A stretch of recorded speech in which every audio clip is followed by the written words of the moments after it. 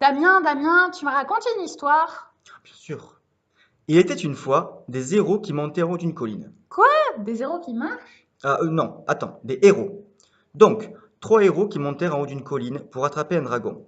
Quand le dragon les vit, il s'écria: Ces trois héros, je les ai, je les ai. Mais comment ça, il les a attrapés? Quoi? Mais non, il les hait, il les déteste, quoi. Le dragon cria: Je les hais, je les hais. Les héros se précipitèrent vers le dragon et commencèrent à se battre. Afin de faire fuir le dragon, Paul dit à ses amis: Pierre, Jackie, encerclez-le. Le dragon, les voyant arriver, s'écria: Ils ont là, ils ont là. Hein? Mais ils ont quoi? Non, je voulais dire ils sont là. Ah oui, c'est plus clair. Le dragon s'écria donc: ils sont là, je fuis. Victoire! Victoire! Dirent en chœur les héros. Alors, elle t'a plu mon histoire? Ah oui, mais j'ai pas toujours tout compris. Tu t'es trompé parfois, non? Ce n'était pas toujours très clair. C'est vrai, je ne sais pas ce qui s'est passé. Les liaisons. Bah, t'es T'es qui qui, toi? toi? Moi, je suis Superfleu. Ta-da-da-da-da-da. Ce qui n'allait pas dans ton histoire, ce sont les liaisons. Allez, voyons ça tous ensemble. Les liaisons obligatoires. Tout d'abord, qu'est-ce qu'une liaison? On parle de liaison quand, à l'oral, on prononce la dernière consonne d'un mot pour créer une syllabe avec la voyelle du mot qui suit. Par exemple, un abricot doit se prononcer un abricot. La dernière consonne du mot un, c'est-à-dire N, se lie à la voyelle du mot abricot, c'est-à-dire A, un abricot. La liaison se fait pour faciliter la prononciation des mots dans une phrase. Mais attention, une liaison mal effectuée peut modifier le sens d'une phrase, comme dans l'histoire que Damien vient de raconter. Il existe des liaisons obligatoires, d'autres facultatives et enfin des liaisons interdites. Aujourd'hui, nous parlerons des liaisons obligatoires. Voyons les liaisons dans le groupe nominal, c'est-à-dire le groupe de mots qui fonctionne autour d'un nom. Dans le groupe nominal, la liaison doit se faire entre l'article et le nom. Par exemple, un ananas. Le N de l'article un se lie au A du nom ananas. Un ananas. La liaison doit également être faite entre un article et un adjectif. Reprenons notre ananas pour l'exemple. Un admirable ananas. Enfin, il ne faut pas oublier la liaison entre l'adjectif et le nom. Par exemple dans un bon ami. Parlons maintenant des liaisons dans un groupe verbal, c'est-à-dire un groupe de mots qui fonctionne avec un verbe. On doit prononcer la liaison entre le pronom et le verbe. Par exemple, ils ont. On remarque ici que la liaison avec un S doit se prononcer Z.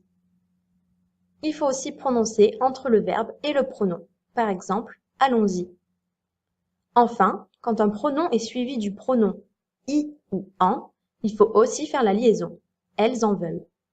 Maintenant que nous avons vu les groupes nominaux et verbaux, voyons les liaisons après un adverbe. La liaison est obligatoire quand elle suit un adverbe court, c'est-à-dire un adverbe d'une seule syllabe comme bien, pas ou très. Ainsi, on dira j'ai très envie de manger. Attention, si l'adverbe est long, deux syllabes ou plus, la liaison est interdite. On dira donc c'est vraiment un casse-tête. On ne prononce pas le T de vraiment. Certains mots doivent parfois avoir une liaison et parfois non. C'est le cas de quand et de comment. Concernant le mot quand, on fait la liaison après quand si la phrase est à l'affirmatif, c'est-à-dire qu'il ne s'agit pas d'une question. À l'interrogatif, la liaison ne se fait que si quand est suivi de est-ce que. Quand est-ce que. Attention, dans une liaison, le D de quand se prononce te. Pour le mot comment, on prononce la liaison seulement dans le cadre de la phrase comment allez-vous. Toutes les autres liaisons sont interdites. Voici un exemple. Quand elles seront là, je ne sais pas comment elles vont faire. On fait la liaison après quand, car la phrase est à l'affirmatif, quand elles, mais on ne prononce pas après comment. Voyons à présent les liaisons après les prépositions dans, chez, sans et en. Si un de ces mots est suivi d'un article, il faut faire la liaison. Par exemple, dans une maison, en une seule fois. Il faut également faire la liaison si une de ces propositions est suivie d'un pronom. Ainsi, on dira en y allant chez eux. Enfin, n'oublions pas la liaison avec un nom. Par exemple, sans espoir, en avance. Le français est une langue pleine d'expressions figées. Certaines de ces expressions comportent des liaisons. C'est le cas de avant-hier. Le T d'avant vient se reporter sur hier. Pareil pour c'est-à-dire. Il y a aussi les expressions plus ou moins, un sous-entendu, tout à coup et tout à l'heure. Il ne faut pas oublier les liaisons dans ces expressions. Merci de m'avoir écouté. Maintenant que tu as terminé cette capsule, regarde-la à nouveau et complète ta feuille de route en même temps.